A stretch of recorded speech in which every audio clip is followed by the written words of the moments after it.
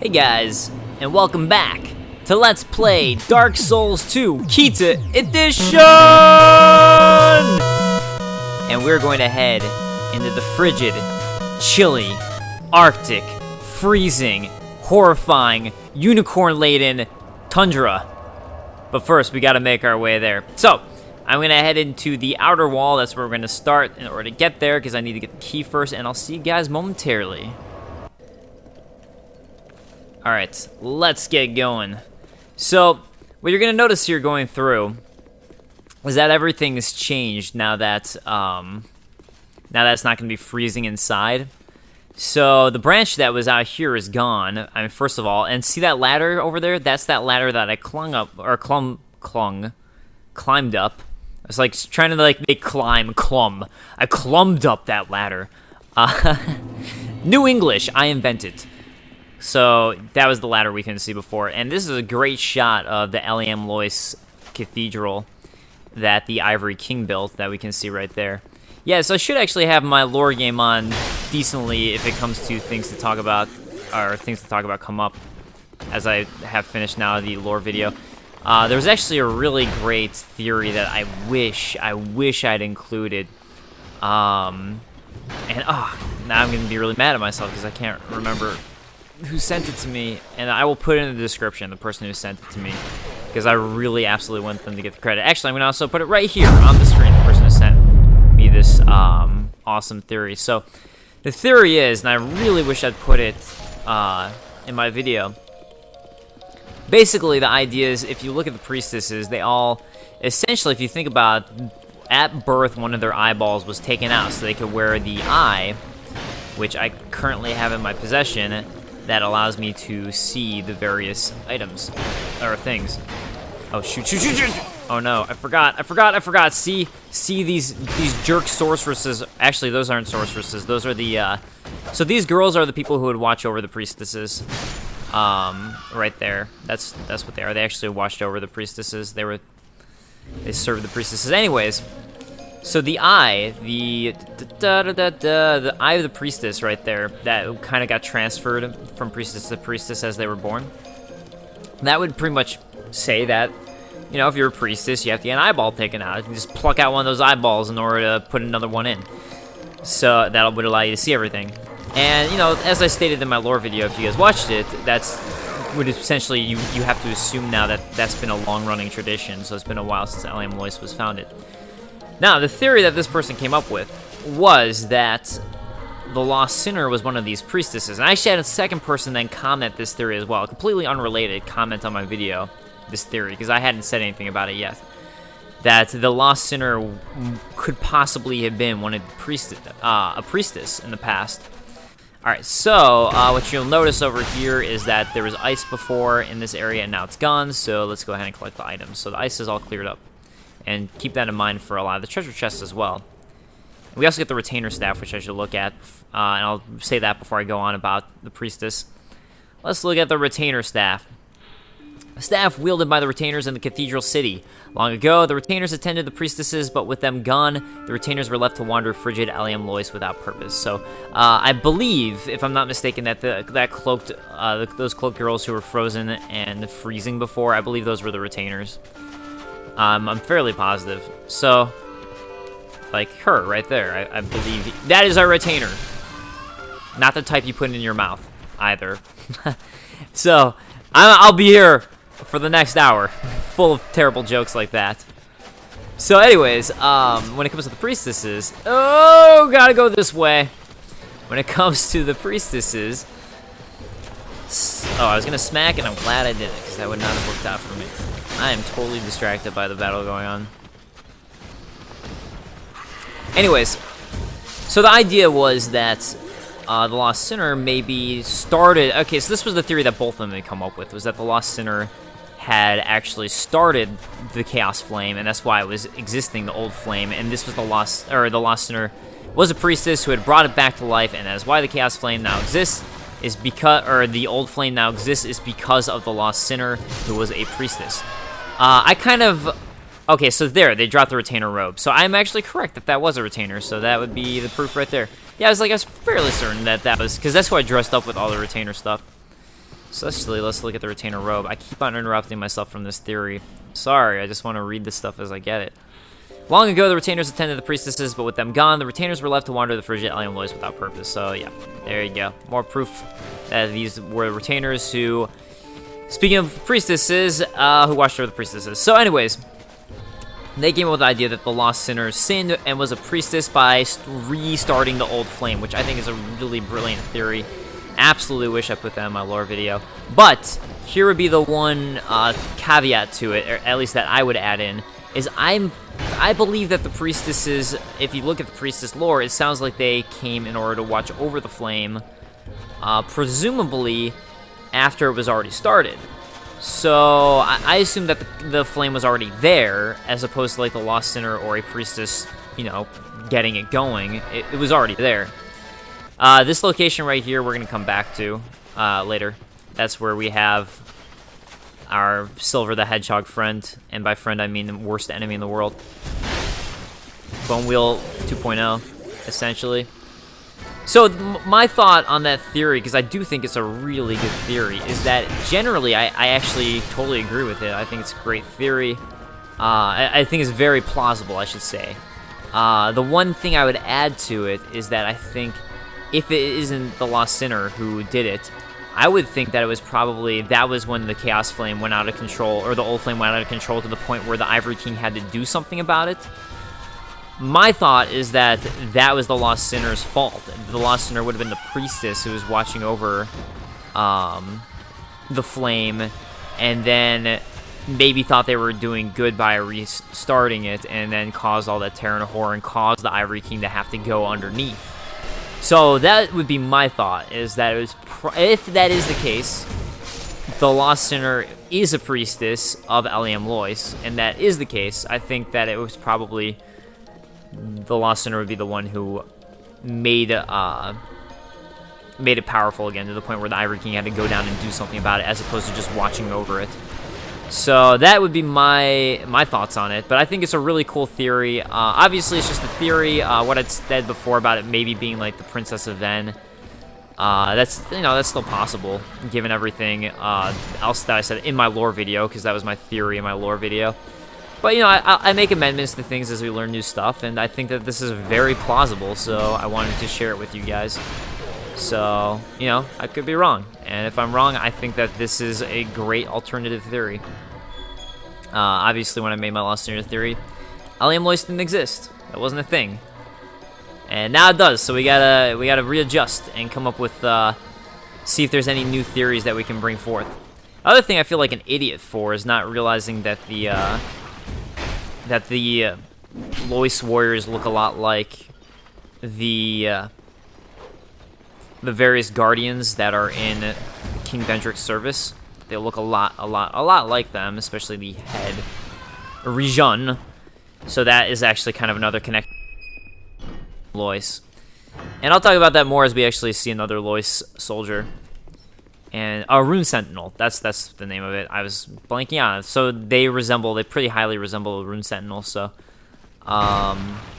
yeah, that's another possible Vendrick connection that I just hadn't noticed. So that was my own bad. So thank you guys. That's why I've always felt like the Souls lore was a group effort. I've never felt like there was one person in particular who's kingly the best ever with the Souls lore. I've always thought one of the great things about it is that it's a group effort, and that's what I think is really great about it. So that's why I always go to you guys in the community, and when people send me theories, I do read every theory that people send me. I mean, if I don't respond, usually it's because a lot of times I'll read theories on my phone, and it's just like, that's just when I'm traveling or somewhere else, because when I see a giant wall of text, a lot of times it's hard when I'm working on things to be like, okay, I have time to sit down and read it, because sometimes it's just I get a lot of that, so it'll usually be like, maybe I'm eating dinner somewhere, I'll be like, okay, let me go check out that theory. So I do read it. If I don't respond, I'm sorry, but I do try to read everyone's theories, and that's wise, because a lot of times you guys come up with really great theories that I would have never thought of. So kudos to all of you all, and that's part of what I love so much about this community. All right, so we just got a twin blade. It's like back in the day with the original Zelda, when like you had a friend who would discover a new secret that you hadn't noticed, or you discover a new secret in the original Zelda game and be like, go over to your friend's house really excited and be like, dude, you have to check out this thing I found. And then your friend would find something like, in the forest, I lit a flame on one of the trees, and oh my god, there was something there. That was what was so part of what was so great about the Legend of Zelda, the original games, especially the original game with the forest that you could just light, just things like that. It's just so good before the internet existed. And I don't know, if a game does it well enough, and Dark Souls I think does it well enough, I think that's what's fun about the lore of Dark Souls, is it takes people to puzzle it together as opposed to just posting something on GameFAQs. Because for a while after that, like, GameFAQs and the internet kind of ruined that for me. I was like, I just go on GameFAQs and find out everything. I don't need to talk to my friends. Even though I did. That was the day I lost all my friends. Okay, let's look at the source for Twin Blade. I've had it out for forever. Twin Blade, originating in Melfia, doubles as a catalyst for sorcery, a rare weapon used by very few warriors owing to its dependence on honed skills with both staff and sword. So one thing to note really about that is that we see a lot of items from varying places. We see Melfia items here, we see Ferosa items here, we see a bunch of big Lanifer items here, a couple really big Lanifer items here. So that does indicate that it seems like it was just another hub for a lot of people to go to and travel to. I mean, that would be my only assumption from it. And maybe they're just trying to make it so it's unclear if this is definitely Ferosa or something like that, because we see so many items. There's definitely Dranglake, because we just, see so many different varying items from varying regions. I was like, I wanted to use some repair powder. That's why I had this open. Where is my repair powder? I always seem to forget because I rarely use it. There it is. Blam! Repair powder all over. Alright, now we've got enough. Yeah, this place I've noticed absolutely all the enemies just drain your swords of their durability, especially like the curved great swords and the katanas and things like that have lower durability. It just tears it up. Which I guess would be because you would assume these enemies are coated in ice, and maybe that is the case. Holy crap, I did not realize that I had so low health. Hello! Don't backstab me. That's actually what you really got to watch out for with these ladies. With these retainers. Please don't backstab me. That would be preferable. If I had a preference here, I'd say don't backstab. Yeah, they always kind of throw me off because their run, because they kind of run with their dagger holding out towards you, and I don't know, it kind of throws me off. Because I think it's gonna hit me before it does, and then I overcompensate for it, and I seem to overcompensate all the time. I don't overcompensate. I don't think. Okay, so remember before when I was showing like, hey, there's actually a use for torches, but we can't do it yet. Well, now we can. So. Go back into my inventory again. Let's pull out some flame booterflies. Thank you, booterfly. You're so beautiful, booterfly. And set all these lights. So while it didn't do anything in the prologue to the game, it will do something here. And I'm really hyped into Bloodborne mode right now. As much as I love this DLC, like, after playing Bloodborne, actually I figured rolling in the snow would make it so your torch would go out, but apparently it doesn't. It just coats you in snow, but torch can handle it. Alright, let's deal with this Flexile Sentry first before we deal with all the retainers. There's a lot of retainers over here. Yes, thank you. It seems like, I don't know if it's just me, but I've noticed that this Flexile Sentry seems a lot smarter than the other ones. It seems to really try to make sure that its sword side is turned towards you as opposed to the clubber side. And as that is the powerful side. Yeah, so see, notice how it seems to be walking around to try to get the sword side up front.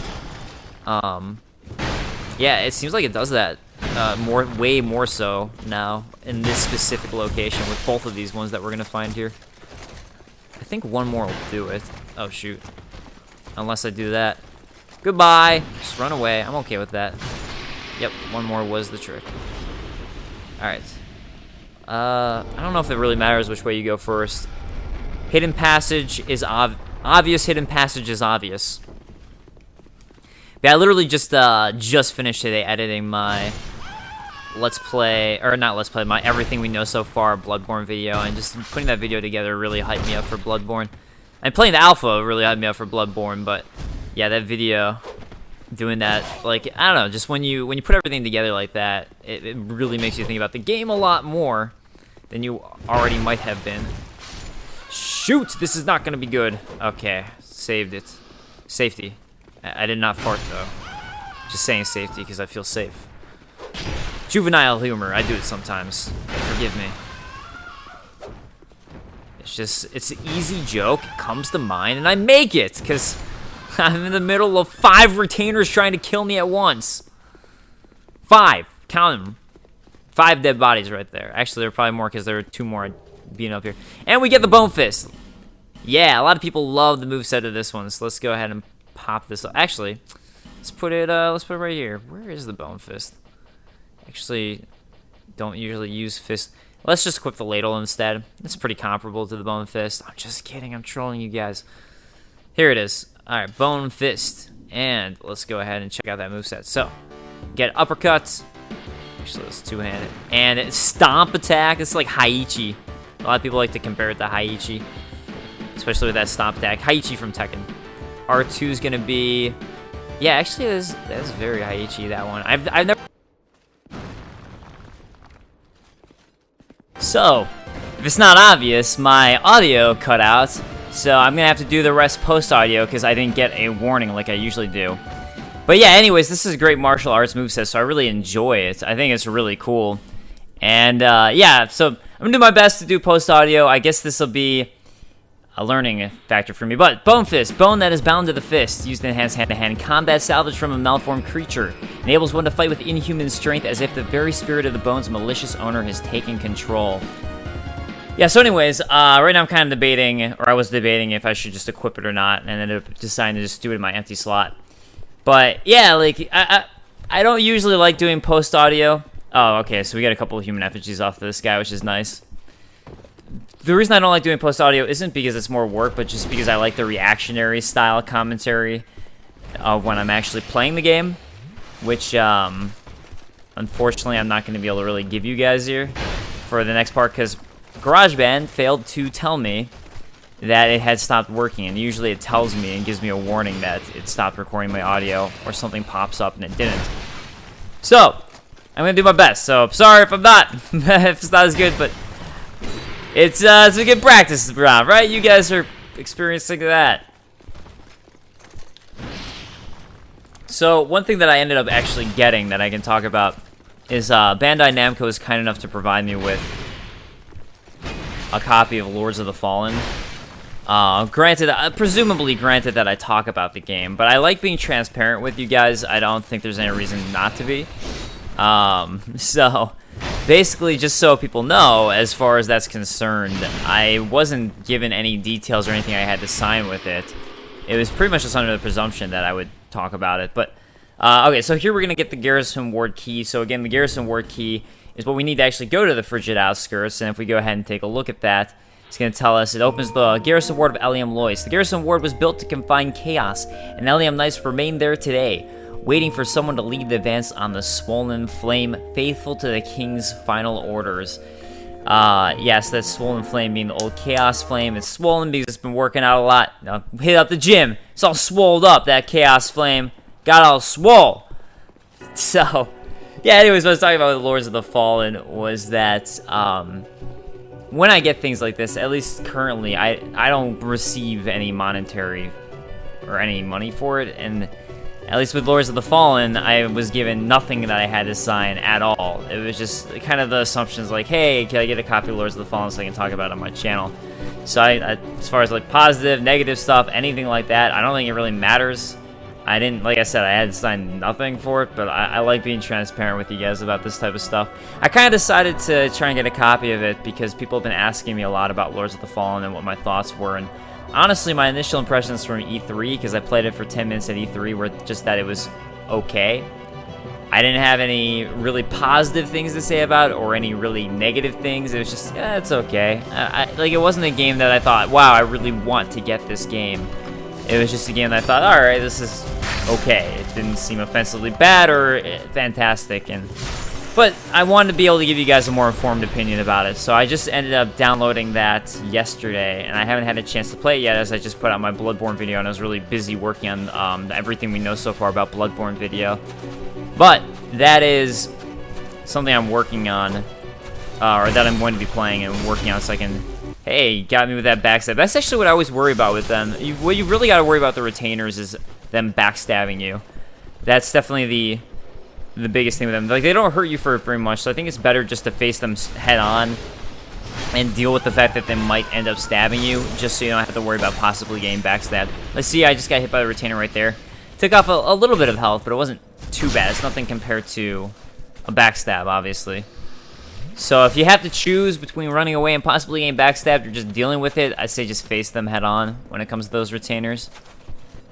Also, the daggers kind of look like ice picks to me. It doesn't really look like much of a sword. It looks like they're just holding a pick of ice, like something that they grabbed off of a ceiling. So, yeah, anyways, I just wanted to explain that about Lords of the Fallen. So that's kind of why I decided to go ahead and ask for a code for it and play it. It's just because... You know, it is definitely, it has a lot of elements similar to Souls in terms of the fact that it's inspired by Souls. I've played like 15 minutes of it last night, and that was it. I had about a chance to play 15 minutes and just kind of start booted up, and you know, it definitely tells you the story a lot heavier than Souls does, or at least it seemed to. The characters are that super buff dude style of character, like, which I'm honestly not a big fan of, and actually, that gives me something else that I can talk about here. And I'll definitely talk more about Soul stuff, too. It's just harder to feel like I'm in the moment when I'm not playing. But I will try to react and talk about important things as they show up in the game and commentate on that. But yeah, so actually that's the biggest turnoff to me about Lords of the Fallen, honestly, is the art style. I've never really liked that big buff dude character art style like Gears of War has. And it's not to say Gears of War is a bad game. It's fine. I have nothing against Gears of War. Some people think it's a bro game. Some people like it. It was actually the game that started Horde mode as a thing, got it really popularized. And I at the time I thought it was cool. Now I think it's a kind of tired concept, especially in Destiny when that's all the game does. But and Gears of War was pretty cool when it first came out, and I thought it was a pretty revolutionary game in a lot of ways.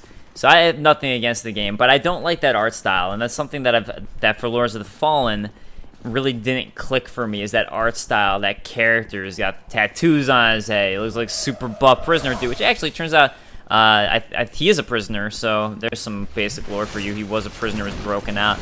But he seems like he's not necessarily a bad guy from my first 15 minutes of playing. He was a prisoner. He's in prison for some reason. That's not clear why. So that's not spoiling anything. That's literally the first 15 minutes of playing the game. But anyways, it's just something that's never clicked with me. I've always liked more of the spiky hair anime character. That's always clicked more with me, which is maybe why I like spiking my hair up, probably. Like Chrono Trigger, for example, and the Mana Boy from Secret of Mana. Those are some of my favorite character designs as far as heroes to play as, and kind of heroes, like, as a kid, I was like, that's who I want to be. So that's always clicked more with me. And, I don't know, something that I guess, I don't want to talk about Gamergate stuff, really, because I think the whole thing is silly from both ends. And it's something I've avoided talking about for the most part. And I think, honestly, if you don't like it or you think it's dumb, talking about it gives you more power. Also, by the way, that Mimic you should remember and have known about from seeing it before. At least that specific Mimic that has the Katarina armor. And actually, with the Katarina armor, I'm going to go ahead and I remember I go in the menu to talk about it, which should be soon here. But, yeah, right here. So, I did want to show off the fact that this is going to finish off our Katarina armor set right here. So if we go ahead, we just got the head of it, right, or the armor, the Katarina armor just now. So here we go, finding that Katarina armor. But regardless, the Katarina armor set, you can find all of it in the DLC. So you can find it in the vanilla game without downloading the DLC. So hopefully no one's too upset about it. The fact that, guess what, turns out you didn't need to farm it. I'm sure people who actually went through the trouble of farming for the entire Katarina set are going to be upset about this. Especially once we get to the Durgo hat. That's the one that I think people are going to be even more upset about, because the Durgo hat, I think, is even more ridiculous than the Katarina armor to get. But, especially if you talk to Silvermont. Apparently he had a lot of trouble with that Durgo hat. But yeah, so kind of nice callback to Dark Souls 1 with the Katarina armor, and I don't know, I don't mind when they did this personally, and I know people also sometimes get upset about when they add items to DLC that possibly imbalance the vanilla game, which I can understand if it unbalances, especially for PvP, if it unbalances that, but I feel like if you want your money's worth and want to feel like you got your money's worth for a PvP, or for a DLC, then they need to add more items. Otherwise, you're just going to feel like you're not earning something new. So I don't mind so much personally. And maybe it's just with Souls because I know I'm going to end up buying the DLCs that I don't mind it. But I don't know. It doesn't feel like there are things that really unbalanced it to me from the DLCs. And I know there's some cool sorceries and pyros that you can use. And there are some cool new weapons, which is all great and good stuff. But it doesn't feel like too much unbalanced. I mean, Dark Souls 1 had dark magic. I mean, come on. That was much more so unbalanced in a lot of ways, but regardless, people, as far as the DLC goes, I do think something that's good to note or to talk about is that I think personally, if you're still debating if you're gonna buy the DLCs or not at this point, and if you're really a huge fan of Dark Souls 2, you wanted some more Dark Souls 2 content, I think it's worth picking up. I really feel like these I really do feel like, honestly, this is some of the best level design in Dark Souls 2 or in these DLCs. So if you want some good level design, here it is. Alright, so the thing I'm looking for right here is that I've been noted to try and check for some sort of cuffs on these prisoners or some characters around here. That was some possible lore indication. And I thought it was these characters, so I was looking for it and I'm not finding it. And I thought it was by this garrison ward, so if I'm wrong, please do correct me, but I thought maybe it was this garrison ward. And there's actually a good lore reason why we might see characters with cuffs by the garrison ward. Also, make sure, don't make this mistake that I made, but do make sure that you actually hop in the coffin. Also, I'm going to go ahead. I'm going to cut it real quick here, but hop in the coffin before you do that. Use the bonfire before you hop in the coffin. Make sure you do that. And a quick cut. I'll see you guys in a moment. See, I just don't want you guys to have to sit through the loading screens with me. I think might as well, if I can do the power of post-production, I'm gonna use it to my best, to my benefit. So I decided, you know what? We're going to the Frigid Outskirts here, so fuck it. I am getting what level ups I can do, I am doing, because I hate the Frigid Outskirts. Honestly, I really enjoyed the Ivory King DLC outside the Frigid Outskirts, which were ridiculously annoying. Also, the other thing what I'm going to do is switch over to the Lone Armor as opposed to the Drink Lake set, because supposedly, according to, this is for you, Brent Ramstein, because every time I put in on the Drink Lake mail, Brent Ramstein gets annoyed, and this because he thinks the Lone Armor is much better. So I was trying to compare the stats here and realized I hadn't upgraded the Lone Knight Armor all the way. So I'm going to go ahead and upgrade the Lone Knight Armor to plus 10 here, and get it upgraded all the way so we can actually compare the stats and see if the Lone Knight Armor truly is better than the Drangleic Mail. And I'm going to leave you guys in suspense on that one for a moment, as I know the answer already. But I didn't have enough souls to upgrade both of them, so what I wanted to do here was, I mean, I'm just going to go ahead and drop and pop some souls. And it's funny, I have so many, as you can see, I have so many extra souls I can use, but I still try to get as close to possible using the fewest I can, and that's something I'm always pretty OCD about, even when I have so many souls. And I guess that's something like, because I do need to buy armor sets and things like that and upgrade, so I can do PvP stuff, it does end up being something that's good to be OCD about. But it's something, it's funny, even when I don't really need to be OCD about it, like, for example, this playthrough, I still am. But anyway, so here we go. Let's go ahead and compare it. So there, I've got my level 10 equipped, and there's the Drangleic Mail right there. And you can see that actually is pretty comparable, if I'm being completely honest. So example, the slash is better in Drangleic Mail, the slash defense. But some of the defense is better in the Lone Knight Armor. I think overall, it's actually, the Drangleic Mail is actually better. The only thing that's definitely significantly seems to be better in the Lone Knight Armor is the poise, where you can see it's 38 compared to 28. 28 poise for the Drangleic Mail. So for the poise factor, I'm going to keep the Lone Knight Armor equipped. But I think overall, outside of poise, Drangleic Mail is actually better. So I think it really just depends on which defense you want. But we're going back to the Expulsion Chamber. I'll see you guys in just a moment. Alright, so, Frozen Eleum, Loyce, let's go ahead and hop in the coffin. Honestly, the first time this happened, I wasn't sure what to expect, and as soon as this started going down that hill, I just started laughing out loud and cracking up, because that just seems so ridiculous. It's the sled of death. Let's hop into a coffin and sled down to our imminent deaths. Why not? That's all good to me. Especially once you realize what the Frigid Outskirts are here. It really is imminent death.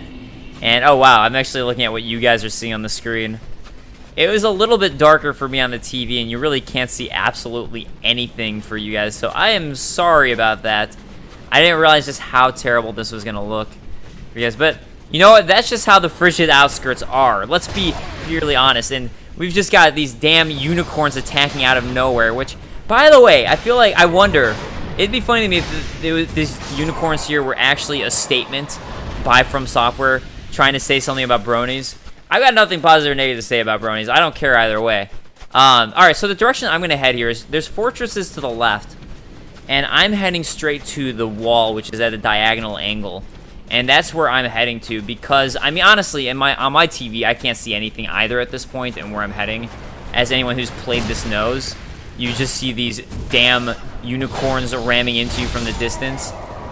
But my goal is to get to the wall and just follow the wall. I personally think that's the best method for getting to the bosses here. And there's a bunch of items I'm going to miss by doing this. But honestly, in my opinion, the only item really worth getting is the Ring of Living, which you're going to get by going down this path. So there you can see the wall I'm heading towards. So as soon as we get to this wall, we can just use that as a guide. So I think that this, to me, I find that this is the quickest and safest path for getting to the bosses. And this is what I would recommend as opposed to using the fortresses. Now, if you want all the items, you got to go through the fortresses to start getting all the items and all that. But in this playthrough, at the moment, I'm not planning on going through the fortresses, and I didn't. If you do want to see me get those items, please comment and let me know. But as I really, honestly hate the Frigid Outskirts, I was trying to be here for as little time as possible. And especially these damn... Honestly, these horses are the worst part of it. These horses are worse than a boss to me. I just hate these horse unicorn things. Whatever they are. Alright, so... well, actually, like... So here's what really bothers me about it. So dealing with one of them is fine. I don't mind dealing with one of them, and I get that they come at the highest point of this cycle. When you see the brightest lights in the sky, that's when they seem to come.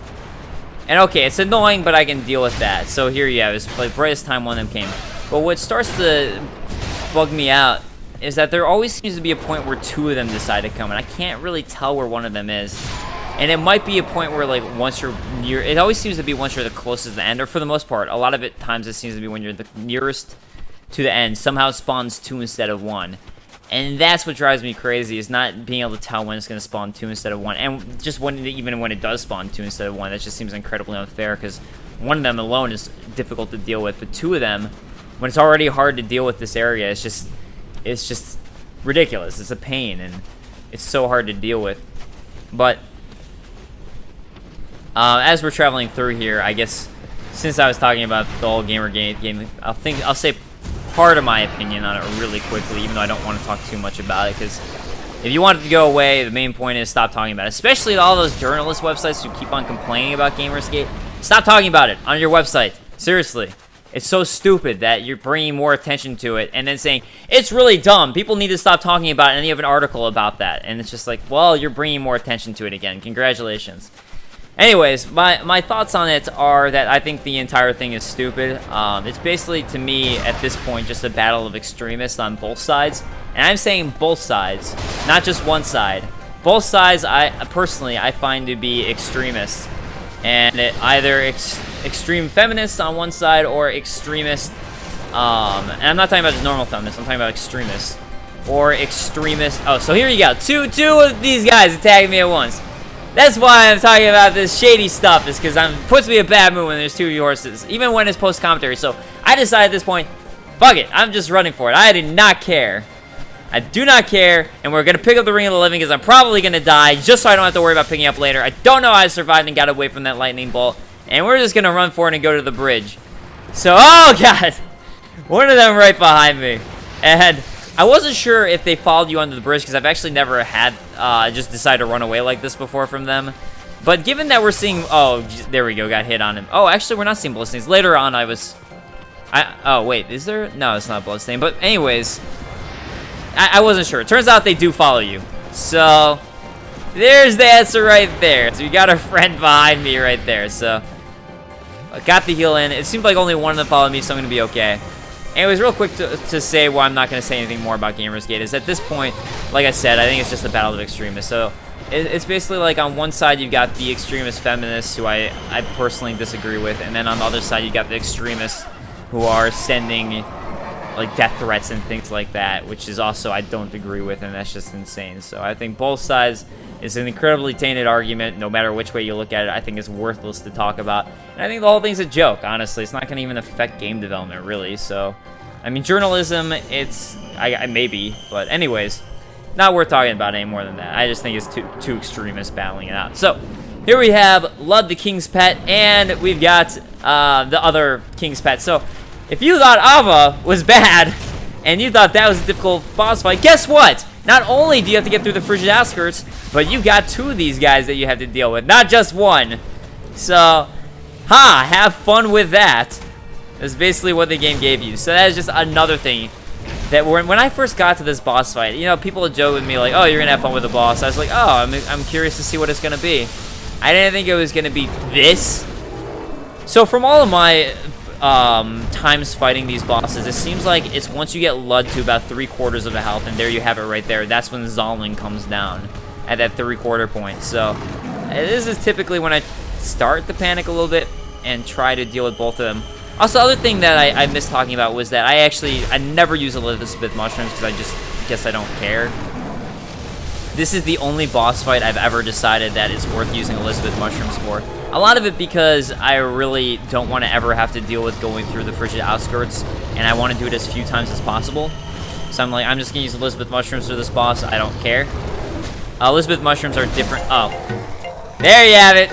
They took me out. So I'll see. Actually, I'm gonna quick cut it, and I'll see you guys soon. So we're gonna go quick cut it right back to walking into this boss fight. So see you guys momentarily back at the boss fight.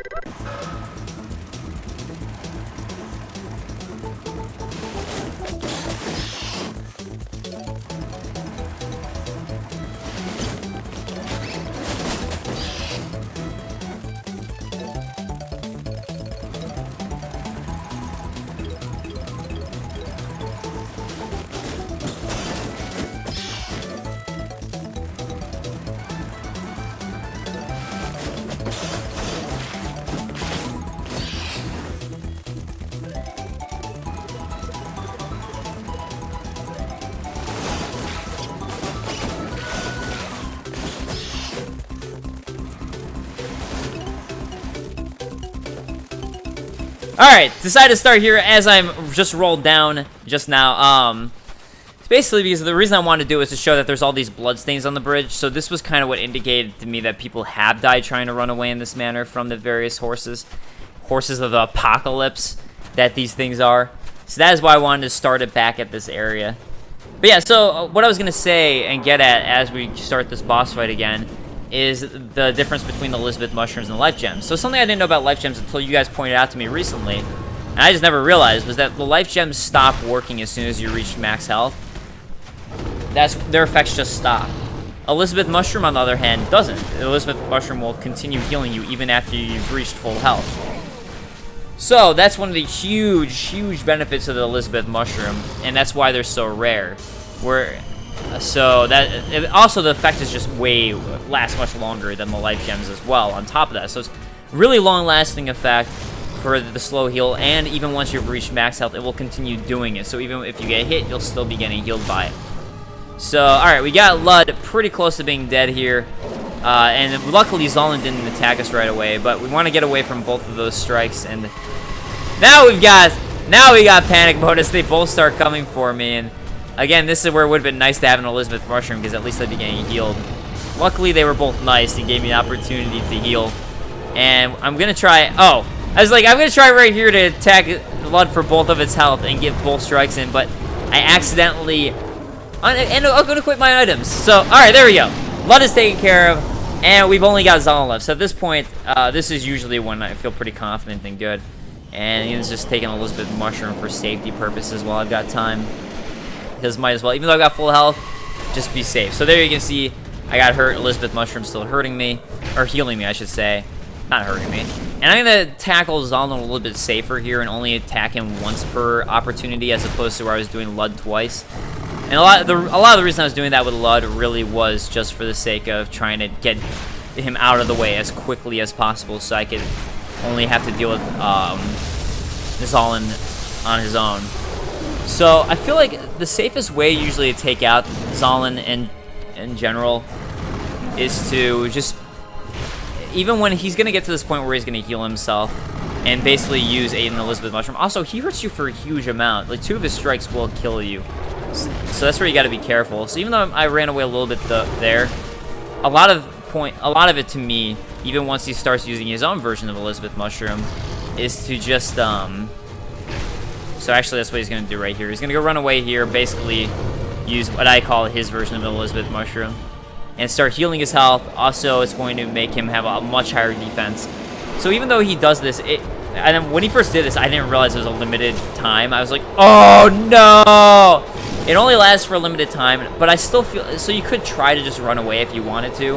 I feel like the best thing though is just deal with him as you were before. Because at this point you should hopefully have a strategy down for just being able to, as you can see, like for the most part I don't get hit by him. You should kind of have that strategy down. So just deal with him as you were before. There I got hurt by him, but fortunately again, Elizabeth Mushroom doing me okay. Doing fine by me. But this is, oh crap. Well, here he hurt me for a crap load, so now I'm not being safe and I'm kind of running away a bit. But for the most part, I think it's just deal with with him as you were before and be safe. And at least he was kind enough to give me an opportunity to heal there. But yeah, like just dealing with him this way, that should allow you to still take down his health a little bit so he doesn't get too much health back. But also, if you know the strategy for not getting hurt by him, you'll be okay. And there we go. So the effect wears off, as you can see. Effect wore off, and we are safe and we are good. So Zallen should be mine. He should be mine! And actually, something really interesting to talk about with Lud, Zallen, and Ava that I forgot to mention, and I didn't know, someone posted this on my lore video. So another really cool thing someone posted on one of my lore videos that I hadn't thought about before. That's awesome. And yes, we have defeated Lud and Zallen. We're done with the Frigid Outskirts. Hello, horse. Go the hell away. That's right. Get afraid of me because I just beat Lud and Zallen. You get the hell away, and you guys can deal with me warping away because we did it. We have done it. Anyways, as we go examine this bright light to get out, interesting thing with Lud and Zallen that I never noticed that I think is really cool is, if you think about it, there are 7 daughters of chaos. So the Witch of Izalith had 7 daughters of chaos, and this is where all the chaos is in Eleum Loyce. The Ivory King has 7 pets. Really interesting, huh? 7 pets, 7 daughters of chaos, 7 pets. So definitely something that seems like From Software did on purpose. I didn't notice that, so I gotta absolutely give props. I'll try to write in the description or put it on the video with editing who pointed that out to me, because I think that's really cool. So there you have my 2 souls of Lud and Zallen. So each of the Ivory King's 7 beasts was conferred a specific duty. Zallen's was the mercy killing of exiles. Now both Lud and Zallen have this exact same description of the mercy killing of exiles. So there you have the fact that they have the same thing. So there you have what their duty was, and the fact that the Frigid Outskirts seem to be where exiles went. Also, interesting note that if you do go ahead... Oh, by the way, the reason I'm going back here is because I was thinking about warping to level up, and at this point, and I said, you know what, screw it, I'm just going to get to the next bonfire, and that's when I'll go ahead and warp. And I'm going to go ahead and go to where the knights who we couldn't see before were, and just explore that area. Anyway, something interesting, and obviously not deal with this guy as good as before, now that I do mean to actually go this way. Anyways, interesting thing about the Frigid Outskirts, if you think about it, is that both of the knights we find there seem to be wearing Ferosan gear, and I believe are Ferosan knights. I don't know if that means anything per se, especially considering that that's also where the exiles were sent to. It was the Frigid Outskirts. But just something interesting to note. Because, I mean, the knights that we're about to find and face above don't have anything like that tagged to them. So that's why I think it's possibly interesting to talk about. Another thing I can mention I don't think I talked about is that I'm really excited at this point now that I'm done with my Bloodborne video. There's definitely things that I have planned out that I want to do. Like I've been talking about for a while, Kingsfield lore videos. I want to make those. Now that I'm done with this Bloodborne video, that's actually my intent is the next video I want to make is Kingsfield lore video, as far as a video that takes me a while to make. Because those, like Bloodborne Everything We Know video took a long time to make. All my lore videos take a while to make, and I put a lot of time into them, so I want to put that same type of care and attention to making some Kingsfield lore videos, and that's the next thing I want to make is that. So that is my, and I also still want to make the next Chosen Undead as an Asshole. I've started writing it. I'm sorry that's been taking forever. My next intention really is this Kingsfield lore video, just because I guess it's nice to take a little Souls break for a moment and work on that, although I still do intend to do the Dark Souls 2 stuff. But just, I mean, in terms of these like heavier videos, I want to take a little break and do some Kingsfield lore. Also, those guys right there are a nice little trap that From Software set up. Something else too, the Elite Knight armor set, that Elite Knight that I fought just a moment ago. Not who I just fought, but earlier. I love the Elite Knight armor, and that's probably why From Software set that up. But okay, so those items that I just picked up right there, obviously right in front of that, set to be a trap for you, so you're gonna fall for that. Yeah, so I guess the thing I was gonna talk about with the Super Show, I'll talk about after this, because this is some good stuff right here. Some good stuff right here is that through the secret passage, we're going to get the Durgo's hat. So interesting to me that we find a couple big Lanifer items here. We get the Durgo's hat, which is a really important Lanifer item, and we also get that great bow that I believe was Durgo's great bow, if I'm not, or it was at least a great bow from Lanifer. And actually, the traveling merchant hat that I'm wearing right now is also from Lanifer. So Durgo's kind of an exception to the Laniferian rule, as people actually know about him. In general, Lanifer is a very isolationist area where people, they want to be kept to themselves, and they don't want anyone knowing about them. And Durgo is one of the few people that I actually know about. So let's go ahead and find his hat, wherever it be at. There's my traveling merchant hat. Like, I want to see. I'm actually like, where was it at? Oh, there. I see where it is. I see where it is. Let's see how much longer it takes me to find it. All right, there we go. So Durgo's hat, I was trying to equip it, so I could also show the equip. The other thing to talk about with it too is it's also monocled. So there you have traveling merchant hat is from Lanifer as well, but both of them, those are the only two monocled items. So apparently that's the style Lanifer is monocles. That's what they do. Apparently, I guess it helps you with shooting arrows and bows, I guess, because that's what Durgo is known for. So, all right, Durgo's hat. Monocled hat favored by blue-eyed Durgo, extends arrow range. The hero Durgo, an expert bowman. Really, me? And at this point, I can't go back. The hero Durgo, an expert bowman, and his brother-in-law defended their homeland from aggressors. In spite of Lanifer's policy of isolationism, Durgo was well known even beyond its domain, and this effect is boosting the range of bows. So again, there you have the fact that Lanifer's policy was isolationism, and Durgo is one of the very few people who is actually known, like a known person and personality from Lanifer, because he was such an expert bowsman. But it seems like that's one of the things about Lanifer, is they probably are known for being bowsmen, and Durgo specifically was the best of them. And again, apparently monocles is what they're known for. So monocles and bows would be that thing. Also, apparently, as I said earlier, Silvermine had a huge issue trying to farm for this. I tried to farm for the Durgo's hat in my lore video where I talked about Lanifer. It was actually something I tried to farm for because I wanted to actually show it off as I talked about it, and I just couldn't. It was just taking too long. I couldn't get it.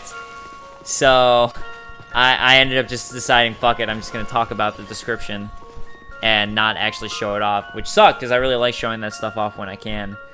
It's just kind of, I guess, a personal thing where I want to be able to show people where I get the information that I get, but I just want to be able to show it. Alright, so if you remember, this chest was frozen over before. I want to make sure to go over and grab this chest, and that's what we're going to do right here. Get 3 Elizabeth mushrooms. So now that a little bit late on that, as I just used them, but also I'm going to equip it because I don't care. Also, watch out for retainers, because I always tend to forget about them.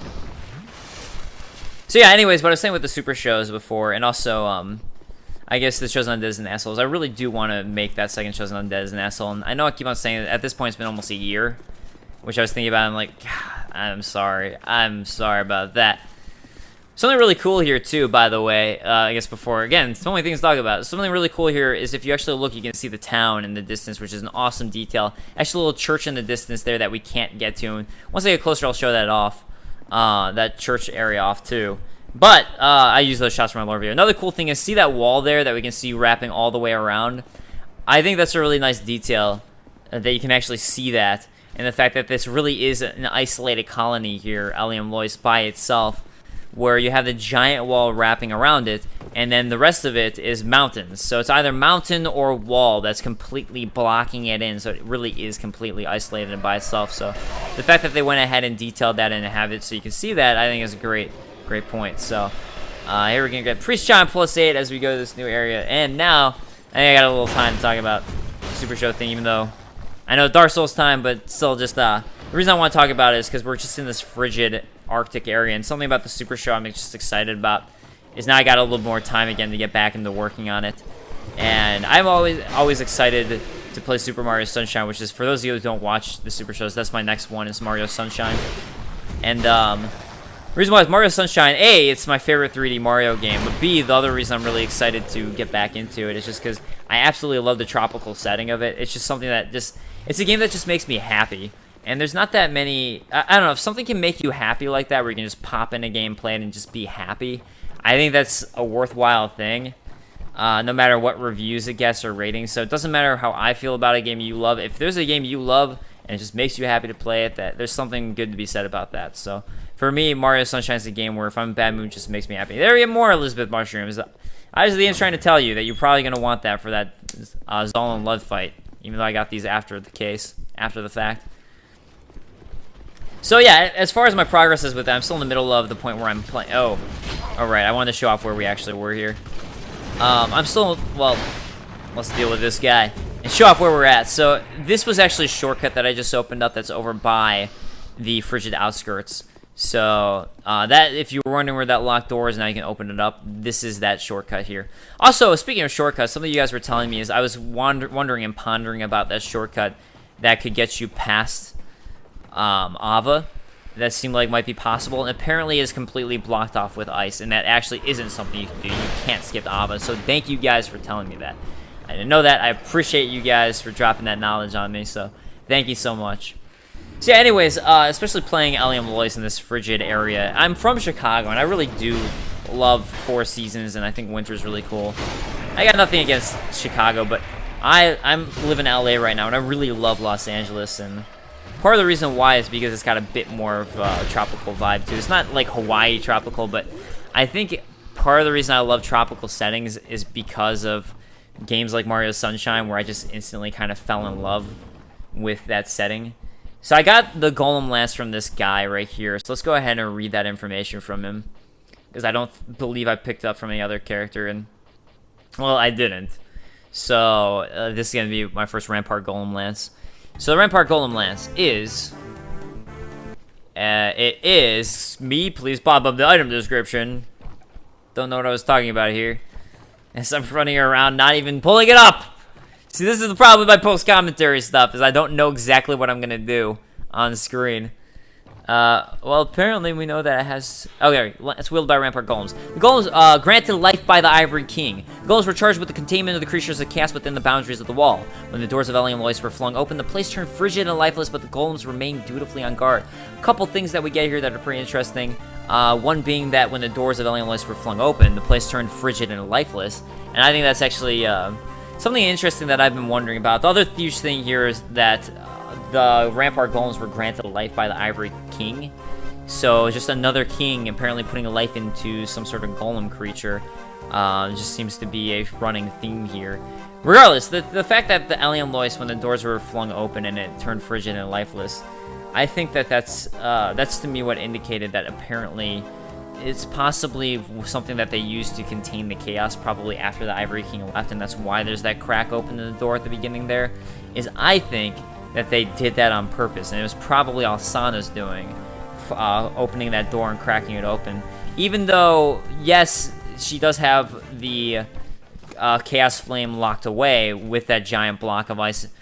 But when you notice when she opens it too, it makes it so all the frigid winds go away. And there are no frigid winds outside of Eleum Loyce. But I'm assuming that they weren't able to access and use those frigid winds without opening that and cracking open that door. Because that Chaos Flame probably provides so much heat as there's lava underneath and all that, that it is probably the case of they were the only way they could counteract it was by letting the outside environment in and letting that heat or letting that cold frigidness in, and then they could possibly try to utilize that to block in the Chaos Flame. So that would be my guess as far as that's concerned. Also, by the way, those dogs, not nearly as difficult as Bloodborne dogs, or Dark Souls 1 dogs for that matter, or Demon Souls dogs for that matter. Dark Souls 2 dogs are pretty easy, I think. Anyways, yeah, so with the Super Show, you know, I'm sorry to keep on going back to this.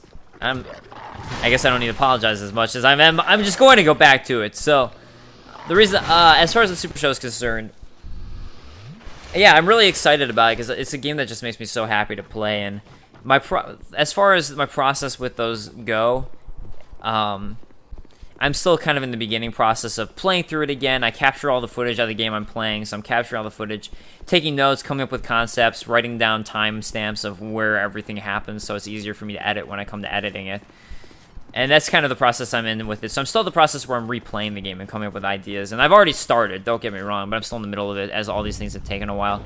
And we got the Castaway Witch Donna, but before we deal with her, what I'm doing right here is I want to open up another shortcut. And this shortcut is going to be right below where we got the Priestess Eye. And yeah, I wanted to make sure to open up this shortcut just in case as a backup. So if I die, I can just go ahead and warp to a closer nearby bonfire and get right back here without needing to go through that area all over again. So I just thought, might as well, for safety's sake, do that.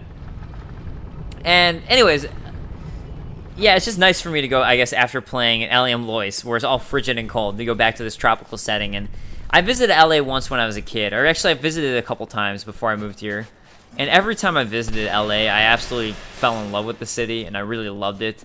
So it's funny, even though I work in entertainment, and that's a big reason I moved out to LA was just for my job, I have always, before moving here, been fascinated by Los Angeles. And it's always, not for the celebrity factor of it, that's not something I've never cared about, especially being a gamer. I've never really cared much about celebrities, but I care more about, you know, video games. But it's just, yeah, I've always, hey, how about you stop that, Donna? It's just a city I've always, well, I think it's honestly, it has a lot to do with palm trees. I love palm trees. So I thought I had her, and I didn't. I was really close. Oh, okay, I'm glad I got to listen to this again, because I've never died to her before except for this time, and because I was talking last time, I didn't get to hear what that stone she dropped says. It says very good.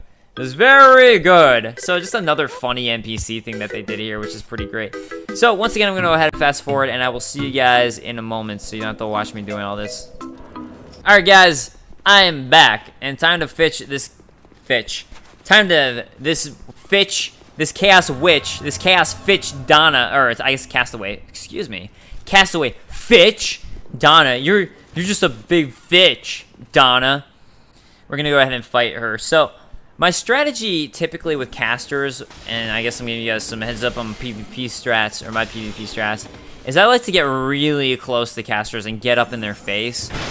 I feel like it panics a lot of casters, because casters usually like distance.